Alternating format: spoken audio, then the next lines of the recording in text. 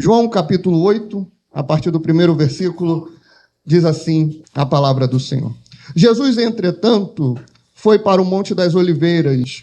De madrugada, voltou novamente para o templo, e todo o povo ia ter com ele, e assentado os ensinava.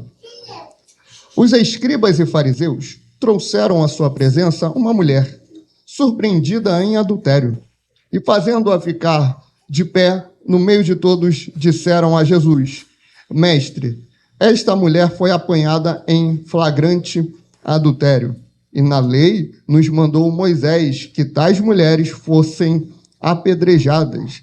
Tu, pois, que dizes? Isto diziam eles, tentando para terem de que o acusar. Mas Jesus, inclinando-se, escrevia na terra com o dedo. Como insistissem na pergunta, Jesus se levantou e lhes disse: Aquele dentre vós que estiver sem pecado, seja o primeiro que lhe atire a pedra. E tornando a inclinar-se, continuou a escrever no chão.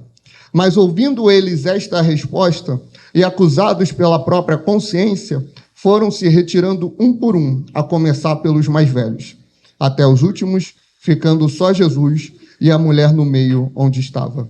Erguendo-se Jesus e não vendo a ninguém mais, além da mulher, perguntou-lhe: Mulher, onde estão aqueles teus acusadores?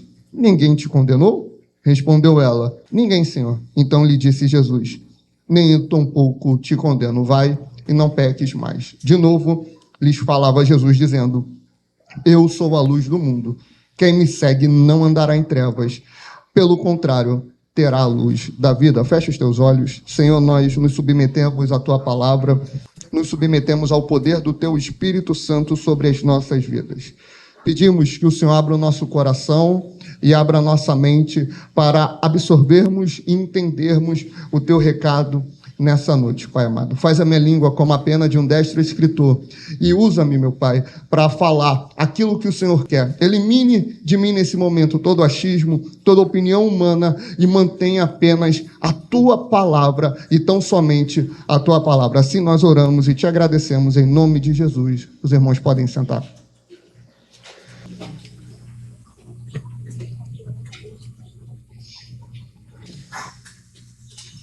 Essa mensagem, há quem diga que ela tem um teor de milagre, porque a última vez que eu a preguei foi no dia que eu fiquei noivo, né? Então, ela tem um poder milagroso, digamos assim. Brincadeiras à parte, irmão. A gente tem trabalhado nas últimas quartas-feiras, sem ser de forma tão intencional assim, a salvação.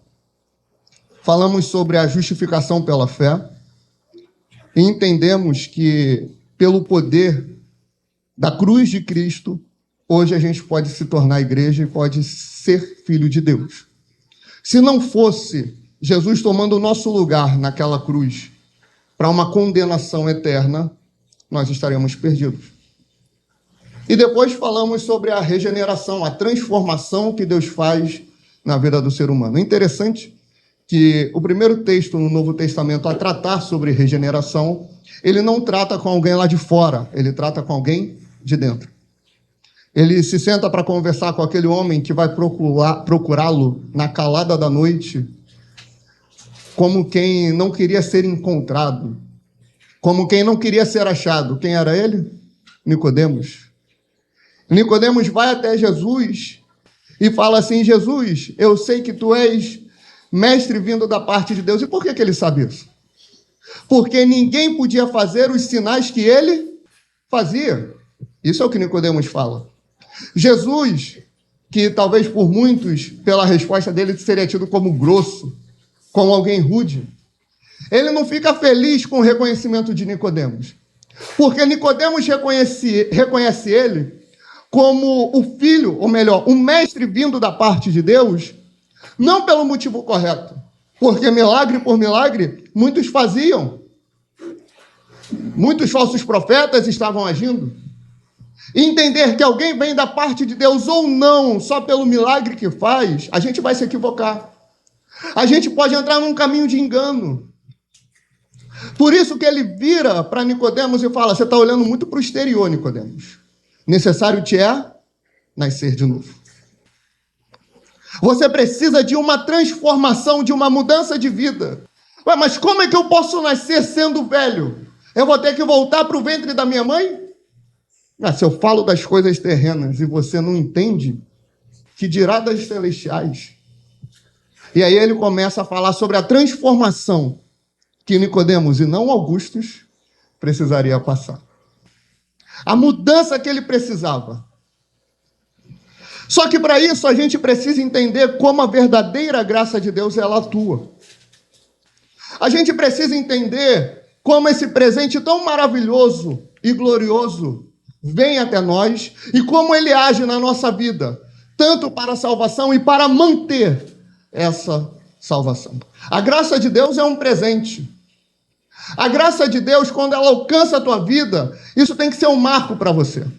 Tem circulado muito na internet um post que a pessoa diz assim: o grande dia da sua vida não tem que ser no dia que você casar, ou que você alcançar a estabilidade financeira, ou que você alcançar o seu primeiro milhão. O grande dia da tua vida é o dia que você encontra Jesus. Jesus é aquilo que há de mais precioso para a tua vida. Por quê? Porque Ele é Rei de Reis. Ele é Senhor de senhores. Ele olhou para tudo isso e ele decidiu, ele optou, ele escolheu vir na terra, morrer por mim e por você, tomando o nosso lugar, nos justificando pela fé, transformando a nossa vida com regeneração, para nos dar a graça dele. Essa graça, ela é, como nós louvamos, maravilhosa. Jesus, no capítulo 7, ele estava na festa dos tabernáculos. E ele passou ali um bom tempo ensinando. E muitos ali estavam questionando ele. Muitos estavam querendo condená-lo, já ali na festa. E ele vira para eles e fala: vocês estão querendo me condenar pelo quê? Se o 8º dia do nascimento de uma criança cair num sábado, vocês vão precisar circuncidar. Agora vocês estão me julgando porque eu curei no sábado? Vocês estão me descaracterizando porque eu curei em um sábado? Olha, não julguem segundo a aparência, mas julguem segundo a reta justiça. A partir daí, Jesus ele começa a abrir um confronto maior. A partir daí, ele começa a trazer um choque de realidade para a vida deles. Tanto que no capítulo 8, no texto que nós lemos, ele é surpreendido quando trazem a ele uma mulher que foi pega em flagrante adultério. Há alguns que querem questionar se esse texto está nos originais ou não está. Eu não vou entrar nesse teor aqui, porque fica muito acadêmico, quarta-feira à noite, quente a beça, para a gente ficar nessas minúcias históricas teológicas. O texto está lá, Jesus fez isso aqui. Amém? É o que a gente precisa crer. Em outro momento a gente pode trabalhar sobre essa polêmica. Mas o texto, ele vai tratar desse encontro do santo com a pecadora, do rei com a serva. Nesse momento, essa mulher ela se encontra em total desespero, porque segundo a lei de Moisés, ela estava condenada à morte. Segundo a tradição judaica, ela estava completamente perdida. Ela não tinha chance na vida. Ela não tinha mais para onde ir. Ela não tinha mais quem procurar. Só que eles não queriam achar uma solução para a mulher. Eles queriam pegar Jesus em algum erro, em alguma contradição. Porque eles estavam querendo acusá-lo de ir contra a lei de Moisés. Jesus, ele não é contra a lei. E a graça não é apenas uma substituição da obediência. Não, não é. A graça ela não veio para romper com as responsabilidades que nós temos como cristãos. Ah, mas Jesus ele veio para acabar com a lei e com a obediência. Não. Jesus ele fala em João 14, 21, aquele que tem os meus mandamentos e os guarda, esses são os que me amam. E aquele que me ama é amado de meu Pai, e eu também o amarei e me manifestarei a ele. Amor para Jesus tem uma definição, se chama obediência. É aquele que olha para os mandamentos, é aquele que observa os mandamentos, é aquele que vive os mandamentos. Esses são os que amam a Jesus. Não é só falar que ama Ele, é demonstrar através de atitudes, ações e dedicações que a gente o ama. E como é que a gente demonstra? Observando os mandamentos. Em outro momento, Mateus 5, Jesus vira e fala assim: eu não vim abrogar a lei, mas eu vim cumprir. O cumprir eu vim torná-la ampla no grego. Eu vim estendê-la. Eu vim executá-la. Eu vim cumprir essa lei. Eu não vim acabar com ela. Em outro momento, em Romanos 10, Paulo fala assim: mas o fim da lei é Cristo. Ora, ele está falando que o fim da lei acaba em Cristo. É isso? Não. O fim ali não é de terminar. O fim é de finalidade. O propósito da lei é Jesus. Em Gálatas ele fala que a lei ela serve como aio. O que é o aio? É o professor. É aquele que conduz. É aquela pessoa que vai mostrar o caminho. O que a lei faz então? A lei chega e fala: você é pecador. A lei chega e fala: você está errado. Você precisa de solução. Eu vou te apresentar a solução. Quem é a solução? Jesus, porque a lei fala de Jesus. Então aqueles que vêm com o discurso de eu não preciso obedecer, Jesus Cristo me libertou, para a liberdade, estão errados. Jesus nos libertou, mas nos libertou do quê? Nos libertou do pecado. O pecado que outrora nos condenava, agora ele não tem mais poder sobre a nossa vida, porque para a liberdade Cristo nos libertou. Ele não nos libertou para viver em libertinagem. É por isso que nós fazemos questão nos nossos cultos de colocar a oração de contrição.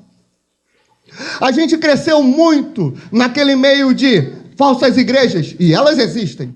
Falsos mestres, e eles existem, mas a gente se acostumou a olhar para eles e condená-los e esquecer de olhar para a nossa própria vida, de olhar para o nosso próprio interior, de olhar para o nosso próprio coração, quando a palavra de Deus diz pela boca do mestre: bem-aventurados limpos de coração, porque estes que verão a Deus.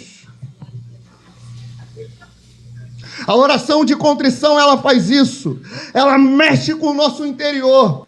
Ela nos coloca no nosso devido lugar, na nossa condição de humilhação, mostrando que o pecador somos nós e o santo é Ele. Aqui nós temos três figuras: o Mestre, o Messias, o Filho de Deus, o próprio Deus, Jesus.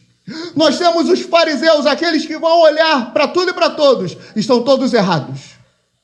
Aqui você está errado, você está errada, aqui você está condenado. E nós temos a pecadora, que não fala nada, ela é conduzida até Jesus. Ela é levada até Jesus. E quando ela chega até ele, ele olha e começa a escrever no chão. Aí entram as milhares de teorias. Por que ele escreve no chão? Jeremias 17:13 responde: ó Senhor, esperança de Israel, todos aqueles que te deixam serão envergonhados. Os que se apartam de mim serão escritos sobre a terra, porque abandonam o Senhor, a fonte das águas vivas. No final do capítulo 7, Jesus fala que ele é a fonte das águas vivas. E no capítulo 8, o que ele faz? Quando levam a mulher para ele, pega em flagrante adultério, ele começa a escrever na terra. Ele está trazendo à memória essa profecia. Ele não está só trazendo, ele está cumprindo mais uma profecia. Aqueles que me abandonam, aqueles que se distanciam de mim, eu vou escrevendo eles sobre a terra. Eu vou mostrando para eles, trazendo o reflexo da vida deles aqui na terra. Porque estão se afastando de mim, estão me abandonando. Isso é interessante. O próprio profeta Jeremias vai trabalhar algo no seu livro, que ele fala assim: olha só, todas as nações têm os seus deuses. Eles têm os seus deuses, os seus ídolos. Só que você não ouve nenhuma nação abandonando o seu Deus. Pelo contrário, eles são devotos. Eles são íntegros diante daquilo que eles creem. Agora, tem uma nação que abandona o seu Deus. Qual é essa nação? Israel. A única nação que tem um único Senhor o abandona. Se distancia dele. vai rejeitando a sua graça. A verdadeira graça, a gente vai dividi-la em duas partes. Na primeira parte, nós vamos falar sobre o seu perdão. O perdão que a graça traz. Esse perdão, ele vem mediante a conversão, a fé e ao arrependimento. Marcos 1, 14 e 15 vai falar assim: e depois que João foi entregue à prisão, veio Jesus a Galiléia, pregando o evangelho do reino de Deus e dizendo: o tempo está cumprido e o reino de Deus está próximo, arrependei-vos e crede no evangelho.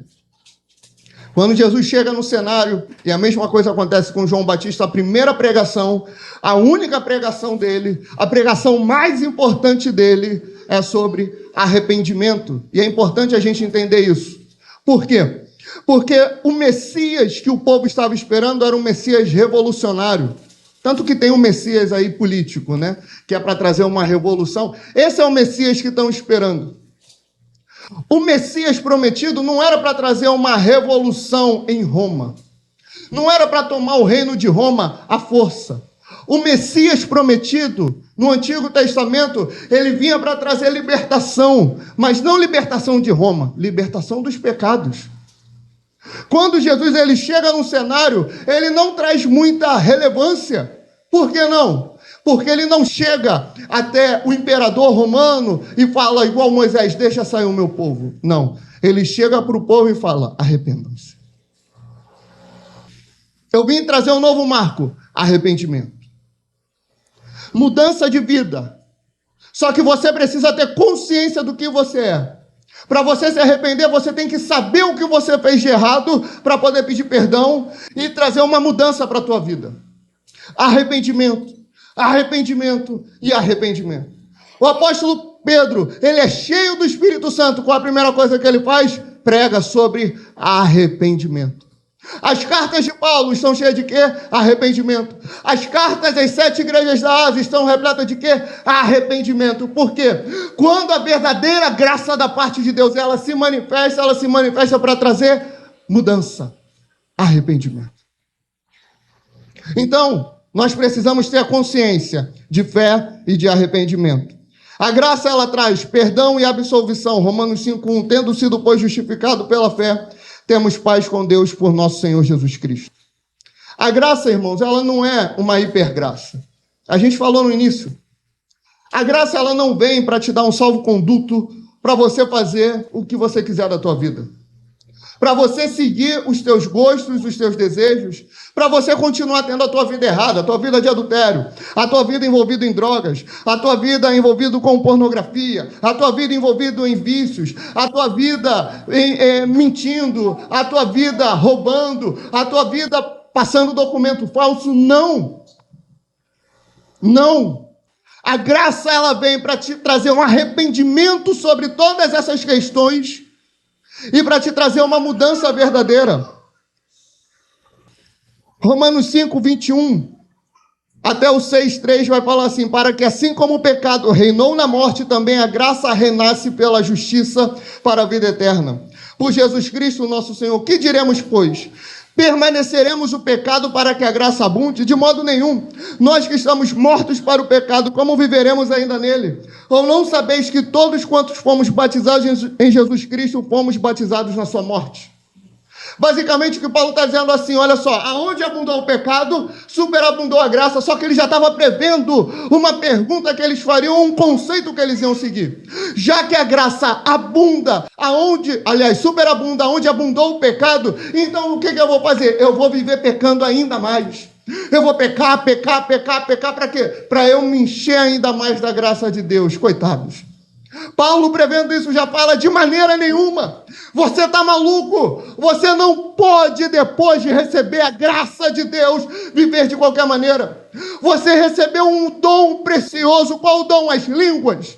Qual o dom? A profecia, a palavra de sabedoria, a palavra de ciência? Não. Você recebeu o dom, o carisma, o perdão dos seus pecados.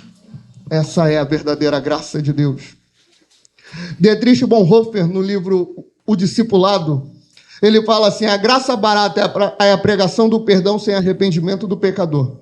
É o batismo sem disciplina eclesiástica, é a comunhão sem confissão de pecados, é a absolvição sem confissão pessoal. A graça barata é a graça sem discipulado, é a graça sem cruz, é a graça sem Jesus Cristo vivo e encarnado. A graça barata, a hipergraça é isso.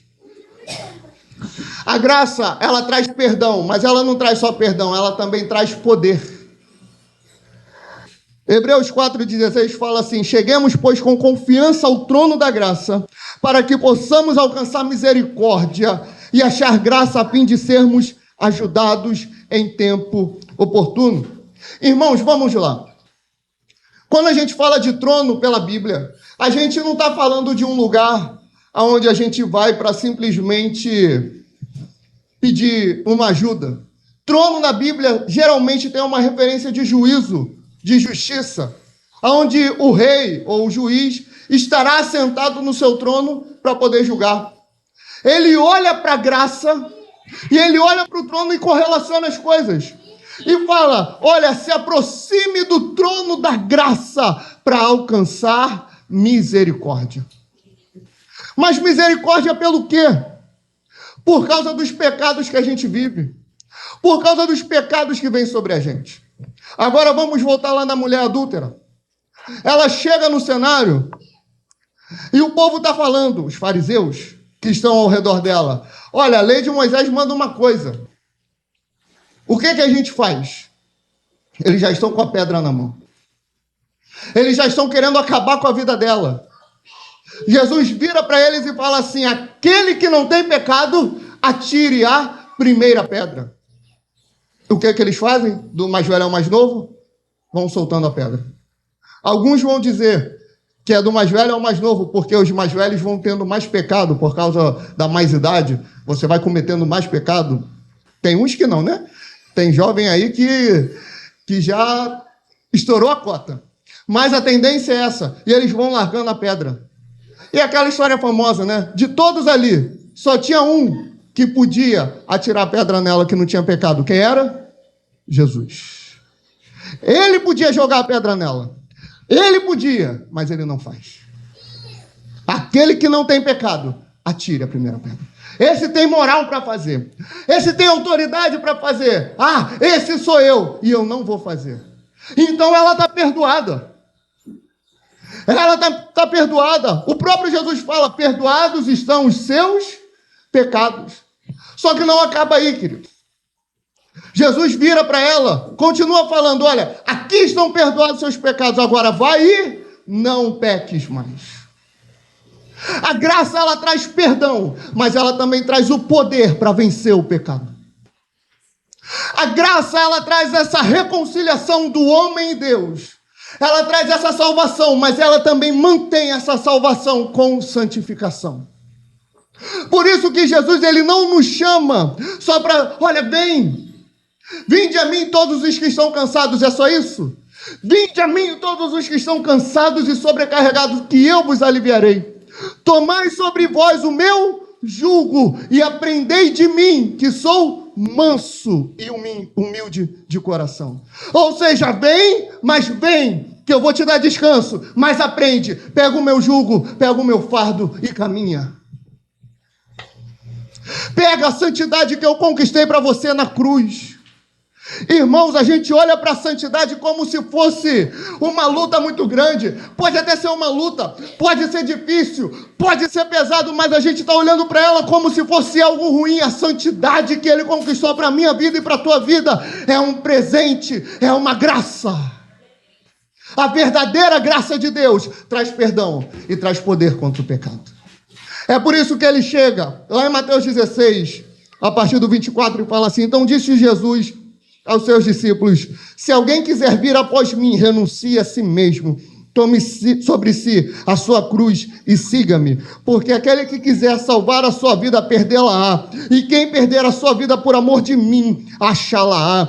Pois que aproveita o homem ganhar o mundo inteiro, se perder a sua alma? Ou que dará o homem em recompensa da sua alma? Porque o Filho do Homem virá na glória de seu Pai com os seus anjos, e então dará a cada um segundo as suas obras. Em verdade vos digo que alguns há, dos que aqui estão, que não provarão a morte, até que vejam ver o Filho do Homem em seu reino.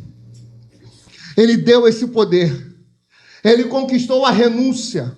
É por isso que antes da salvação, a gente precisava da intervenção do Filho de Deus. É por isso que antes de nós sermos salvos, nós precisávamos que Jesus nos chamasse. Só que o chamado dele é praticamente ele nos empurrando, porque em palavras ele fala assim: vinde a mim. Em ações ele fala: olha, ninguém pode vir a mim se o Pai que me enviou não o trouxer. Então, toda vez que você vai em um culto, toda vez que você ouve uma pregação, toda vez que você está passando pela rua e está ouvindo aquele pregador estranho, maluco, quase careca, você está ouvindo isso, é Deus te chamando para perto dele, para te trazer a conversão, para te trazer a transformação, para te trazer a novidade de vida. Isso é o que ele faz. É o presente dele. A gente está escravo dos nossos desejos. Nós estamos escravos da nossa vontade. Se você conversa com uma pessoa que está aprisionada em pornografia, irmãos, ela vai ficar assim: não, eu quero parar, mas eu não consigo. Por quê? Porque o pecado tem poder sobre a vida dela. Quantas pessoas vocês conhecem que falam assim: eu quero ir para a igreja, eu quero mudar a minha vida, eu quero uma transformação, mas eu não consigo. Aí a gente vai virar e vai falar: tá vendo? A pessoa não toma uma atitude. Irmãos, o poder do maligno, o poder do diabo, o poder de Satanás é muito grande. Então, se hoje tu consegue levantar a mão para o céu, louvar o Senhor, orar, ir à igreja, ouvir uma palavra, ler a Bíblia, jejuar, buscar pelo poder de Deus, agradece, porque esse é o presente da santidade. Esse é o poder da santidade. Essa é a graça preciosa, segundo Dietrich Bonhoeffer. A graça preciosa é o tesouro oculto no campo, pelo qual o ser humano vende feliz tudo o que possui. É a pérola preciosa, pela qual o mercador oferece todos os seus bens. É o domínio do reino de Cristo, pelo qual o ser humano arranca o olho que o faz tropeçar. É o chamado de Jesus Cristo, pelo qual o discípulo deixa suas redes para trás e o segue. A graça preciosa é o evangelho que sempre se deve procurar, a dádiva que se deve pedir, a porta a qual se tem de bater. Isso é graça. A graça é a manifestação de Deus para trazer perdão e poder contra o pecado. Tito 2, do 11 ao 14, vai falar assim: porque a graça salvadora de Deus se há manifestado a todos os homens, ensinando-nos que, renunciando à impiedade e às concupiscências mundanas, vivamos neste presente século sóbria, justa, piamente, aguardando a bem-aventurada esperança e o aparecimento da glória do grande Deus e nosso Senhor Jesus Cristo, o qual se deu a si mesmo por nós, para nos remir de toda a iniquidade e purificar para si um povo seu especial, zeloso de boas obras. Você foi salvo pela graça de Deus. Você foi resgatado por Jesus. Você já recebeu o perdão dele. Mas eu pequei hoje. Eu pequei 1 hora atrás. Eu adulterei. Eu menti, eu roubei. Tem perdão. Mas tem perdão e tem poder. Então, perdoados estão os teus pecados. Mas vá e não peques mais. Assuma a identidade que ele te deu. A identidade de cristão. Assuma a transformação de vida que ele te deu. O mundo, o ímpio, acha que vive num privilégio. Por quê? Eu vivo as minhas vontades. Irmãos, a pior coisa que Deus pode fazer comigo e com você é ele nos permitir a gente tomar as decisões da nossa vida. A pior coisa, o pior castigo é esse. Existe uma militância muito grande hoje, com certa razão, contra um pecado muito específico, que é o homossexualismo. Existe uma militância muito forte, mas quando a gente vai ler Romanos 1, isso não é só um pecado. O aumento desse comportamento é mais um castigo da parte de Deus. Paulo vai falar que Deus os entregou a essas paixões. Deus entregou eles a esse comportamento. O pecado, irmãos, é uma espécie de castigo. Quando a gente vai cometendo e vai entrando nele, e a gente não vai saindo, pode reparar. Aquela pessoa, aquela família, aquele amigo desviado que você conhece, geralmente, quando ele até sai da igreja e começa a viver uma vida de pecado, vê se a vida dele, pessoalmente falando, financeiramente falando, vê se a vida dele não melhorou. Já falaram isso para mim. Vitor, incrível, a gente estava na igreja, a gente fazia visita, a gente estava em todos os cultos, a gente estava em todas as igrejas, a gente vivia orando, buscando a Deus, mas no final do mês o perrengue financeiro, mas no final do mês isso, aquilo, outro, porque muita má administração financeira, isso era mole de resolver, mole. E eles reconheciam isso. Incrivelmente, eles saíram da igreja, tudo começou a melhorar. Cadê o castigo? Cadê a mão de Deus pesando? Cadê a enfermidade, irmão? O castigo deles é continuar vivendo em pecado. Viver no pecado pode ter uma satisfação carnal boa, mas espiritualmente é uma doença terminal. Por isso, a graça de Deus, a verdadeira graça, nas palavras de Dietrich Bonhoeffer, é uma graça preciosa, é um presente, é a pérola que está escondida no campo, que a gente sabe que está lá, mas a gente precisa comprar o campo, a gente vende tudo que tem, só para conseguir essa graça, essa maravilhosa graça. Amém, irmãos? Vamos ficar de pé, vamos orar. Louvado seja Deus.